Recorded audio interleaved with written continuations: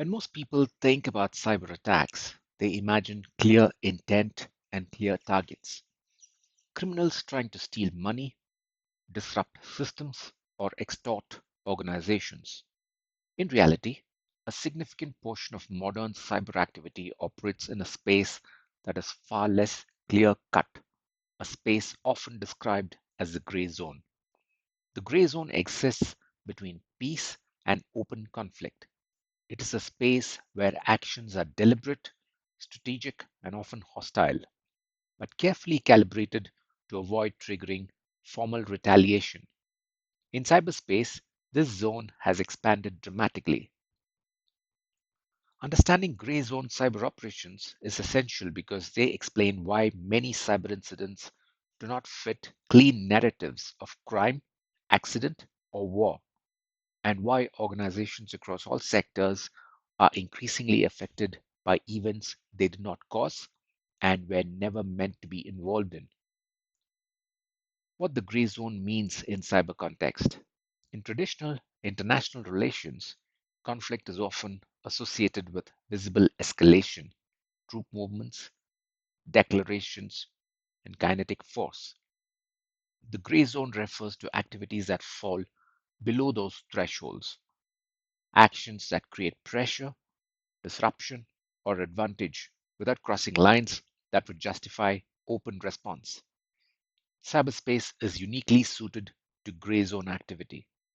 Cyber operations can be covert, deniable, reversible, and ambiguous. They can be conducted remotely, at low cost, and with limited immediate attribution. This makes them ideal tools for signaling, probing, and influence. As a result, cyber activity has become a preferred instrument in geopolitical competition, even in the absence of declared conflict. Cyber operations as strategic tools. Gray zone cyber operations are rarely about immediate destruction. They're about positioning. Actors may seek to gather intelligence, map digital infrastructure, test defensive capabilities, establish long term access, signal capability or intent, or create uncertainty or distraction. These operations often unfold quietly. Systems may be accessed without obvious disruption. Data may be copied rather than altered. Presence may be maintained without triggering alarms. From the outside, nothing appears wrong. From a risk perspective, exposure may already exist. Persistent activity below the threshold of war. One of the defining characteristics of gray zone cyber activity is persistence. Unlike traditional conflict, where escalation is episodic, cyber operations occur continuously. Probing, scanning, credential testing, and reconnaissance happen every day across all sectors and regions. This creates a constant background level of hostile activity, not always directed at specific organizations, but at the digital environment as a whole. Importantly, this activity does not stop during periods of apparent geopolitical calm. In fact, it often intensifies during periods of tension, negotiation, or uncertainty. Cyber risk does not wait for headlines. Why private organizations are affected? It is tempting to assume that gray zone cyber operations primarily target governments or critical infrastructure. In practice, private organizations are frequently affected, often unintentionally. There are several reasons for this. First, private organizations operate large portions of digital infrastructure. They host data, manage platforms, provide services, and maintain systems that are integral to broader ecosystems. Second, private organizations are deeply interconnected through supply chains, shared software, and third party services. Access to one environment can provide insight into many others. Third, private organizations often have fewer resources and less visibility than state entities, making them attractive entry points. As a result, Gray zone cyber activity often passes through private environments even when they are not the intended target. Spillover, when operations escape their boundaries. One of the most common concepts in understanding gray zone cyber risk is spillover. Spillover occurs when a cyber operation designed for a specific purpose affects systems, organizations, or sectors beyond its intended scope. This can happen for many reasons: shared infrastructure, reused code, misconfiguration, or simple unpredictability. Unlike physical systems, digital systems are tightly coupled. Components interact in ways that are difficult to fully anticipate. When something goes wrong, effects can propagate rapidly. History provides multiple examples where cyber operations escaped their original boundaries, causing widespread disruption far beyond their original targets. In many of these cases, affected organizations were not targeted, warned, or prepared. They were simply connected. Why spillover is not an accident? It is important to understand that spillover is not always accidental. While some propagation is unintentional, gray zone cyber operations often accept or tolerate collateral impact as a trade off. The ambiguity of cyberspace allows actors to deny responsibility even when effects are widespread. This creates a strategic advantage. Disruption can be caused without clear attribution, pressure can be applied without overt aggression, and systems can be tested without formal escalation. From a geopolitical perspective, this ambiguity is useful. From an organizational perspective, it is destabilizing. Shared technology as a risk multiplier. Spillover risk is amplified by technology standardization.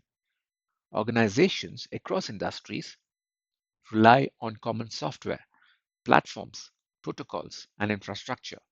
This creates efficiency and interoperability, but it also creates shared exposure. A vulnerability in a widely used component does not affect one organization, it affects many. Gray zone cyber operations exploit this reality. A single technique can reveal weaknesses across entire ecosystems. A single compromise can expose multiple downstream environments. This is why cyber incidents increasingly feel systemic rather than isolated. The challenge of attribution. Gray zone cyber activity thrives on ambiguity. Attackers deliberately obscure origin. Infrastructure is shared, rented, or repurposed. Techniques are reused across groups. Criminal and state linked activity may overlap.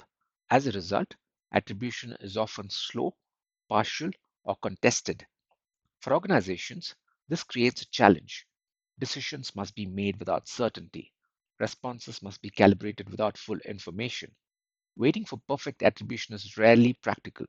Instead, organizations must focus on impact, exposure, and resilience rather than intent alone.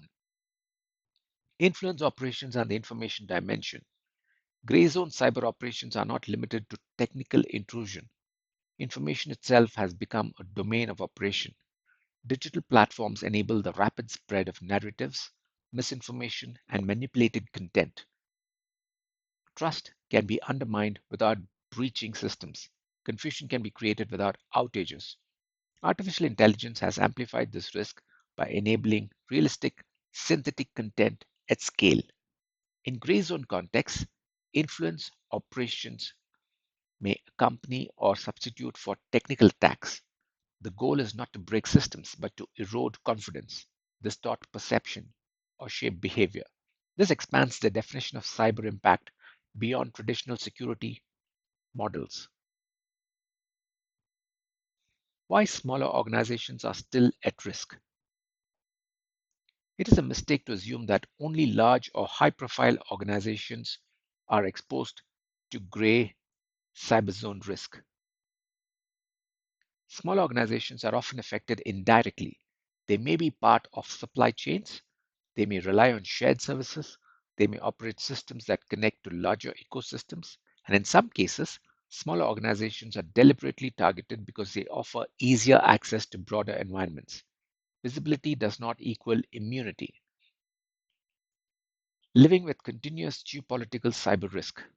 Gray zone cyber operations are not temporary anomalies. They're now a persistent feature of the digital landscape. This means that cyber risk is shaped not only by internal decisions, but by external forces beyond any single organization's control. No organization can opt out of the global digital environment. No organization can fully isolate itself from geopolitical dynamics. The challenge then is not avoidance, it is adaptation. What this means for cybersecurity thinking. Understanding gray zone operations changes how you think about risk. It explains why cyber incidents often lack clear narratives. It explains why organizations are affected by events they did not initiate. It explains why preparedness must extend beyond direct threats. Most importantly, it reinforces a key idea. Cyber risk is contextual. It is shaped by global forces, technological interdependence, and strategic behavior that extend far beyond individual systems. Closing perspective. This section is not about turning you into a geopolitical analyst. It is about giving you a realistic frame for understanding why cyber risk behaves the way it does in a connected world. Gray zone cyber operations exist because they work. They exploit ambiguity, interdependence, and speed. They create pressure without escalation.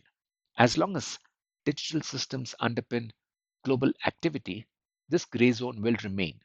Recognizing its existence is not cause for alarm, it is a prerequisite for realistic thinking.